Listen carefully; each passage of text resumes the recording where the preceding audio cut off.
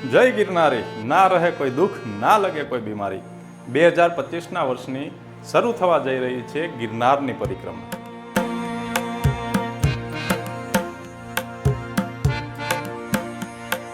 તો આવો જાણીએ કે આ પરિક્રમા કરતા પહેલા તમારે કઈ બાબતોનું ધ્યાન રાખવું જેનાથી કરી અને તમારી પરિક્રમા છે એ અદ્ભુત બની રહે. સૌથી પહેલા કહી દઉં કે પરિક્રમા છે એ દર વર્ષે ચોક્કસ તિથિએ જ યોજાય છે.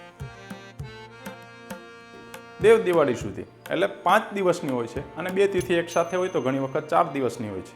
આ વર્ષે એમ માનો કે 1લી તારીખ એટલે કે 1/11/2025 થી 5/11/2025 આ 5 દિવસની યોજાવાની છે. હવે ઘણા 2 તારીખનું કે ઘણા 1 તારીખનું. હવે એ જે છે કેટલા ભાવિક ભક્તજનો પરિક્રમાના અગાઉના દિવસે આવી જાય છે, વધારે ભીડ થાય તો માણસોના હિત માટે થઈ અને તંત્ર દ્વારા ઘણી વખત 1 દિવસ વહેલી પરિક્રમા ચાલુ કરી દેવામાં આવતી હોય. એની આપણે અપડેટ ઇન્સ્ટાગ્રામની અંદર મોજે ગુજરાતની અંદર આપતા રહીશું. પણ વિનંતી એ છે કે જે તંત્ર દ્વારા, જે ત્યાં સાધુ સંતો અને ગિરનાર ભૂમિના જે મહંતો છે એના દ્વારા જે કંઈ નિર્ણયો થાય છે એને આપણે સ્વીકારીએ અને ધાર્મિક દ્રષ્ટિએ આ પરિક્રમાનું આગવું મહત્ત્વ છે એટલે તિથિ મુજબ પરિક્રમા કરીએ. પણ ચાલો જાણીએ કે આ પરિક્રમામાં તમારે કઈ બાબતોનું ખાસ ધ્યાન રાખવું જોઈએ. બાબત પહેલી, પ્લીઝ નાના બાળકોને જો શક્ય હોય તો સાથે લઈ જવાનું ટાળો. મારા પોતાના અનુભવ ઉપરથી કહું છું કે જ્યારે એ ગાઢ જંગલની વચ્ચે પરિક્રમાનો રૂટ 36 કિલોમીટરનો છે અને વચ્ચે જે પહેલા બાર અને છેલ્લા બાર, આ જે 24 કિલોમીટરમાં હજી નેટ કદાચ મળી જાય પણ વચ્ચેના 12 કિલોમીટરનો જે દુર્ગમ વિસ્તાર છે ત્યાં નેટ મળતું નથી. ઘણી વખત રાત્રિની અંદર વચ્ચેના એરિયામાં અંધારું પણ ખૂબ હોય છે. તો બાળકો જો ભૂલથી પણ એમાં છૂટા પડી ગયા તો એને ગોતવામાં બહુ મુશ્કેલી થાય. પોલીસના મિત્રો ત્યાં મદદ કરશે પણ એ પણ લાચાર હોય છે કે એને ડાયરેક્ટ ના મળે. એ રાવટીમાં એકબીજાને જાણ કરતા હોય પણ ત્યાં સુધીમાં તમારી હાલત ખરાબ થઈ જશે. બાળક ઓલરેડી ભગવાનનું સ્વરૂપ છે, એને પુણ્યનું ભાથું બાંધવાની જરૂર નથી. એટલે આ એક બાબત ખાસ વિનંતી કે નાના બાળકોને સાથે લઈને ન જવું. બાબત નંબર 2, છેલ્લા કેટલાય વર્ષથી જે ગિરનાર છે એની અંદર સતત એ મુહિમ ચાલુ છે કે પ્લાસ્ટિક મુક્ત ગિરનાર, અને જે ઇકો ઝોનની અંદર છે ગિરનાર અભયારણ્ય, એટલે તંત્ર દ્વારા વિવિધ સંસ્થાઓ દ્વારા પણ ખૂબ સારી કામગીરી કરવામાં આવે છે કે લોકો છે એ પ્લાસ્ટિક લઈને ન જાય. હવે આપણે ખ્યાલ છે કે આ એક ધાર્મિક ઉત્સવ છે, આ એક ધાર્મિક મહાત્મ્યની પરિક્રમા છે. તો શા માટે આપણે પુણ્યને બદલે પાપનું ભાથું બાંધીને આવીએ છીએ? શા માટે ગિરનારને બગાડીએ છીએ? એટલે પ્લાસ્ટિક લઈને જતા નહીં. ત્યાં તમને પ્લાસ્ટિક કઢાવી નાખવામાં જ આવશે, પછી તમારો સામાન સાચવવામાં તમને મુશ્કેલી થશે. માટે ખાસ વિનંતી કે પ્લાસ્ટિક લઈને જવું નહીં. તમને શરૂઆતમાં જ્યારે ભવનાથની અંદર જાશો ત્યારે એન્ટ્રીની અંદર જ રોકવામાં આવશે, ત્યાં પ્લાસ્ટિક ચેક કરવામાં આવશે, બધું જ કાઢી નાખવામાં આવશે. અને પછી જ્યારે પરિક્રમાનો ચાલુ થાય અને ફોરેસ્ટનો જે ગેટ આવે ત્યાં પણ પોલીસના જવાનો દ્વારા આ સરસ કામગીરી થાય છે અને ઢગલાબંધ પ્લાસ્ટિક યાત્રાળુઓ પાસેથી કઢાવી નાખવામાં આવે છે. તો બીજી આ ખાસ બાબત ધ્યાન રાખજો કે પ્લાસ્ટિક લઈને જતા નહીં. આપણી નૈતિક ફરજ પણ છે કે એ પવિત્ર ગિરનારને પવિત્ર જ રહેવા દઈએ અને યાત્રા કરીએ. ભલે તમે ધાર્મિક દ્રષ્ટિએ આવતા હોય કે પછી તમે માત્ર પર્યટનની દ્રષ્ટિએ આવતા હોય, છતાં પણ આ બાબતનું ખાસ ધ્યાન રાખવું, પ્લાસ્ટિક લઈને પરિક્રમામાં આવવું નહીં. બાબત ત્રીજી કે માણસોએ પોતાના નિયમો બદલી નાખ્યા છે ને, તો ગિરનારે પણ પોતાના નિયમો બદલ્યા છે. વર્ષો પહેલાં એમ કહેવાતું કે જ્યારે પરિક્રમા શરૂ થતી ત્યારે પ્રાણીઓના મોઢા સિવાય જતા. મતલબ કે ક્યારેય કોઈ ઉપર હુમલો કરવો કે કોઈ પ્રાણીનું પરિક્રમાના માર્ગમાં દેખાવું. એમ કહેવાતું કે સિંહ તો છું પણ કીડી પણ તમને જોવા ના મળે. મતલબ કે કોઈ પ્રાણી આ પરિક્રમાના દિવસો દરમિયાન કોઈ યાત્રાળુને રંજાડ કરતા નહીં. પણ આપણે આપણા નિયમો બદલ્યા છે. ધાર્મિકને બદલે આપણે માત્ર પર્યટન જેવો માહોલ થતો જાય છે. એટલે ગિરનારે પણ પોતાના નિયમો બદલી નાખ્યા. અને 2 વર્ષ પહેલાંની ઘટના તમને ખ્યાલ છે, એક નાની દીકરી ઉપર દીપડાનો હુમલો થવો, અને એ સિવાય સાપ દેખાવા, તો બીજા પણ જંગલી જાનવરો પરિક્રમાના રૂટમાં આવી જવા. તો આ બધી ઘટનાઓ આપણને એક સૂચવે છે કે ભાઈ તમે તમારા નિયમો પાળો તો પ્રકૃતિ પણ એના નિયમો પાળશે. એટલે ભૂલે ચૂકે પણ જ્યારે તમે રાત્રિની અંદર જંગલમાં જ્યારે વિશ્રામ કરો છો, સૂવો છો, રાત્રિના અંદર જ્યારે તમારે સૂવાનું હોય ત્યારે જ્યાં બધા માણસો જે પડાવની અંદર સૂતા હોય ત્યાં જ સૂવાનું રાખવું, અંદરના જંગલમાં જવું નહીં. તો આ બાબતનું ખાસ ધ્યાન રાખવું. બાબત નંબર 4, હવે ધાર્મિક દ્રષ્ટિને બદલે પર્યટન વધતું જાય એટલે એની સાથે સાથે કેટલાક અસામાજિક તત્વો પણ આ પરિક્રમાની અંદર હવે ધીમે ધીમે બહોળી સંખ્યામાં વધતા જાય છે. એના હિસાબે ચોરીના બનાવો વધતા જાય અને ખાસ કરીને મોબાઈલ ચોરી. તો મોબાઈલ અને એવી કિંમતી વસ્તુઓ સાથે રાખવી નહીં. મોબાઈલ તમે રાખો પણ એનું ખાસ ધ્યાન રાખવું, પણ કિંમતી વસ્તુઓ સાથે રાખવી નહીં. દાખલા તરીકે સોનાની કોઈ દાગીના પહેરવા કે કોઈ વસ્તુ પહેરવી, સોનાનો ભાવ તમને ખબર છે, માટે આવો જોખમ લેવું નહીં. વચ્ચે ક્યાંય કવરેજ મળશે નહીં એટલે ફોન ખોવાઈ ગયા પછી પણ માની લો કોઈ ચોર્યો નથી પણ તમારા ખિસ્સામાંથી પડી ગયો, તમે સૂતા ત્યાં પડી ગયો પણ ત્યાં કવરેજ જ ના હોય તો રિંગ વાગે કેમ, એટલે ગોતવો પણ અઘરો થઈ પડે. એટલે એ બાબતનું ખાસ ધ્યાન રાખવું. અને ચોર અને ખિસ્સા કાતરો જેવા અસામાજિક તત્વો આની અંદર હોય છે એટલે એનાથી થોડું સચેત રહેવું. બાબત નંબર 5, 36 કિલોમીટરની આ પરિક્રમા છે. જેટલો સામાન માપનો હશે તેટલું સારું રહેશે. પહેલી વખત આવતા હોય ઉત્સાહમાં કોથરા બાંધી લે અને પછી થોડાક કિલોમીટર હાલે એટલે ખુદ કોથરા જેવા થઈ જાય, એવું મેં ઘણી વખત પરિક્રમામાં જોયું છે. માટે માપનો સામાન સાથે રાખવો. તમને પહેલાં 12 કિલોમીટર પછી જે ઝીણા બાવાની મઢી આવે છે ત્યાં અસંખ્ય સેવાભાવી સંસ્થાઓ, એક તો એને સલામ છે ખરેખર જે સેવા કરે છે. જે પહેલી વખત આવશે એને તો માન્યામાં નહીં આવે કે આવા અતિ દુર્ગમ વિસ્તારમાં, આવા જંગલમાં, આવા પહાડી વિસ્તારમાં એટલા લોકો આવી દિલથી કઈ રીતના સેવા કરી શકે. એટલા બધા સેવાના કેમ્પો હોય છે. માટે જમવાનું તમને મળી રહેશે પણ સૂકો નાસ્તો તમે જે વચ્ચેના ગાળામાં પરિક્રમાનો જે માર્ગ છે ત્યાં તમને નહીં મળે. એટલે એના માટે સૂકો નાસ્તો સાથે રાખી શકો.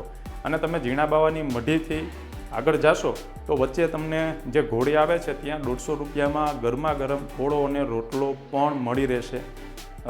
આ તમને જમવાની વ્યવસ્થાની વાત કરી. બાબત નંબર 6 કે પરિક્રમાના દુર્ગમ વિસ્તારમાં ક્યાંય નેટ આવતું નથી અને વચ્ચે રસ્તામાં તમને ઘણી બધી વસ્તુઓ વેચાતી પણ ખાવા પીવાની લઈ શકો. માટે એના માટે રોકડા થોડા ઘણા રૂપિયા સાથે રાખવા. બધી જગ્યાએ નેટ નથી એટલે ઓનલાઈન પેમેન્ટ થઈ શકશે નહીં, તો એ પણ એક ખાસ ધ્યાને રાખવું. બાબત નંબર 7, આ વખતે તિથિ મુજબ દિવાળી થોડી વહેલી છે. એટલે કે 10મા મહિનાની 20 તારીખે દિવાળી આવી ગઈ અને પરિક્રમા નવેમ્બરની શરૂઆતમાં જ આવી ગઈ. એટલે જે દર વર્ષે જે મધ્યમ નવેમ્બરમાં હોય એટલી ઠંડી કદાચ ના પણ મળે, પણ રાત્રિના સમયે ઠંડી પડે જ. અને વરસાદ છેલ્લે થોડા સમય પહેલાં જ થયો એટલે ગિરનારની અંદર શિયાળો અને ચોમાસું આ મિક્સ ઋતુ તમને જાણે અનુભવ થતો હોય ને એવું લાગશે. અને દિવસના ખૂબ તાપ પણ પડશે. માટે ઋતુ જે ચેન્જ થાય છે એટલે નાની મોટી જે બીમારીઓ, તાવ, શરદી, ઉધરસ, માથું દુખવું, કળતર, આવું બધું થાય એના માટે થોડી ઘણી દવાઓ સાથે રાખવી. અને જેને અસાધ્ય રોગો છે, સપોઝ કે હાઈ બીપી હોય અથવા તો શ્વાસ ચડવો, આવી બધી બીમારી હોય તો શક્ય હોય તો ટાળવું, કારણ કે ઊંચા ચઢાણ આવે છે. પણ જય ગિરનારી, વાંધો નહીં આવે, હું કોઈને ટાળવાનું નથી કહેતો. પરિક્રમા કરો પણ તમારી સલામતી, સેફટી સાથે આ પરિક્રમા કરવી. બાબત નંબર 8, રોકાવું કઈ જગ્યાએ? તો સૌથી પહેલાં તમે 12 કિલોમીટર પછી ઝીણા બાવાની મઢી આવે ત્યાં રોકાઈ શકો. ત્યાંથી 12 કિલોમીટર ચાલો એટલે માળવેલાની જગ્યા આવે અને ત્યાંથી થોડું આગળ ચાલો એટલે બોરદેવી મંદિર પણ આવે. તો આ 3 જગ્યાએ તમે રોકાણ કરી શકો છો. અને રોકાણ કરવાની જગ્યાઓ જ્યાં બધા સૂતા હોય ત્યાં જ સૂવાનું રાખવું. બાબત નંબર 9, જંગલ વન પર્યાવરણને નુકસાન પહોંચાડવું નહીં. તંત્ર દ્વારા તેના બોર્ડ પણ ત્યાં મારેલા તમને જોવા મળશે અને એના મોટા દંડ છે. એટલે કે જંગલની અંદર ક્યાંય લાકડાઓ કાપવા, તમે જે લાકડી શરૂઆતમાં આપે છે એ પણ તમે છેલ્લે ત્યાં મૂકી દેવાની હોય છે. તો જંગલને નુકસાન ન કરવું એ આપણી નૈતિક ફરજ પણ છે. અને તંત્ર દ્વારા જે સૂચનાઓ આપે એનું ખાસ ધ્યાન રાખજો. અને જંગલી પ્રાણીઓનો ક્યાંય છેડતી કરવી અને હેરાન કરવા, એનો વિડીયો ઘણી વખત વાયરલ થતો હોય તો એવી કોઈ કૃત્ય કરવા નહીં. જો તંત્રને ધ્યાને એ આવી જાય તો પછી આપણા મોર બોલે તો કહેતા નહીં. એટલે આમાં તમને ચેતવી દો કે એવી કોઈ ચેષ્ટાઓ કરવી નહીં. બાબત નંબર 10, અને આ એક સાવચેતીના ભાગરૂપે નહીં પણ થોડી સમજણના ભાગરૂપે, કે આ ગિરનાર પરિક્રમા છે. ઘણી વખત લોકો ધાર્મિક માન્યતાથી આવતા હોય તો ઘણા પ્રકૃતિ પ્રેમીથી ને હિસાબે પણ આવતા હોય. પણ એક વિનંતી એ છે કે પરિક્રમા જો તમે કરો ને તો થોડીક શ્રદ્ધાથી કરજો. ભલે તમે ફરવા માટે આવો છો, પણ થોડીક શ્રદ્ધાથી પણ જો કરશો ને તો ગિરનારીના ચોક્કસ તમને આશીર્વાદ મળશે. જંગલની અંદર તમને એવી અનુભૂતિ, કંઈક અલગ અનુભૂતિ થશે. આ એક ગિરનારની ખૂબી છે. એટલે એ થોડો તમારો જે માઇન્ડસેટ છે એ પર્યટનની સાથે સાથે થોડી ગિરનારીમાં શ્રદ્ધા રાખજો અને જે પરિક્રમાના નિયમો છે એનું પાલન કરજો. ઘણી વખત ત્યાં ઘણા બધા સાધુઓ હોય છે, તો ઘણા સાધુઓના વેશમાં પણ કોઈ પોતાનું પેટ ભરવા માટે થઈને નાટક કરવાવાળા પણ મળી રહે છે. પણ તમે એનાથી મતલબ શ્રદ્ધા હોય એ રીતના દર્શન કરજો. અને બાકી એવા કોઈ બહિરૂપિયા હોય તો એનાથી સાવચેત પણ રહેજો. પણ ગિરનાર છે અદ્ભુત ભૂમિ છે. થોડીક શ્રદ્ધા હોય તો તમને ચોક્કસ એ આશીર્વાદ મળશે. ત્યાં ઘણા નાગા સાધુઓ પણ હોય છે, જેના દર્શન કરવા એ પણ એક અદ્ભુત લાવો છે. તમે ભલે માનતા ના હોય પણ છતાં ત્યાં જઈને થોડીક વાર માની લેજો અને એ રીતના દર્શન કરજો ને તો પણ તમને એની અનુભૂતિ ચોક્કસ થશે. આ અમે અમારા પોતાના અનુભવ પરથી હું તમને વાત કરું છું. કારણ કે તમે જ્યારે અગ્નિ પાસે જાઓ છો ત્યારે માગ્યા વગર તમને ત્યાં ગરમી મળે છે. તમે બરફની પાસે બેસો તો માગ્યા વગર તમને ઠંડક મળે છે. તમે ફૂલની પાસે બેસો તો માગ્યા વગર તમને સુગંધ મળે છે. બસ ગિરનારની ભૂમિ, આ સાધુ સંતો અને ત્યાં જે જગ્યા છે એનો પણ કંઈક આવો પ્રતાપ છે. ત્યાં તમે ખાલી જાશો અને જો થોડીક શ્રદ્ધાનો તમારો માઇન્ડસેટ હશે ને તો તમને ચોક્કસ એ અનુભૂતિ થશે. બાકી તમને પ્રકૃતિ જ જોવાની હોય તો અદ્ભુત પ્રકૃતિ પણ છે. પ્રકૃતિ પણ માણીએ અને ગિરનાર પરિક્રમાના જે નિયમો છે એને ફોલો કરીએ. ગિરનાર પરિક્રમા 1 તારીખે ચાલુ થાય, 1 તારીખના રાત્રે થશે કે 30 તારીખના રાત્રે થશે કે 2 તારીખના સવારે થશે.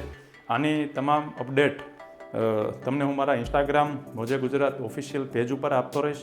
કારણ કે હું લગભગ 10થી 12 દિવસ ગિરનારની અંદર જ આ સમય દરમિયાન મજા લેવા માટે, મારું પોતાનું ચાર્જિંગ કરવા માટે જતો હોય છે. મને ત્યાં મજા આવે છે. ખાલી પરિક્રમા અને વિડીયો બનાવવાનું ઉદ્દેશ્ય નહીં, પણ 8-10 દિવસ રોકાવું, અલગ અલગ સાધુ સંતોને મળવા, અલગ અલગ જગ્યાઓનો અનુભૂતિ કરવી, મા અંબાના દર્શન કરવા અને ગિરનાર જેટલો ચડાય એટલો ચડવો, આવું બધું મારે દર વર્ષે હોય છે. પણ આ વખતે એમ થયું કે બધા મિત્રોને એની જાણ કરીએ અને ગિરનારની તમામ જે પરિક્રમાની અપડેટ છે એ તમને હું યુટ્યુબ અને ફેસબુક કે ઇન્સ્ટાગ્રામના માધ્યમથી ત્યાંથી સતત આપતો રહીશ. તો જોડાયેલા રહેજો. જે કંઈ ચર્ચાઓ કરી શક્ય હોય એટલું પાલન કરવા તમને હાથ જોડીને વિનંતી કરું છું. તંત્રની સૂચનાઓનું પાલન કરજો. ગિરનારની અંદર એક શ્રદ્ધાની રીતે જજો અને ગિરનારીના આશીર્વાદ મેળવજો. પરિક્રમામાં ખાસ આવજો. અગ્રિમ શુભકામનાઓ. મળતા રહેશું મોજે ગુજરાતમાં.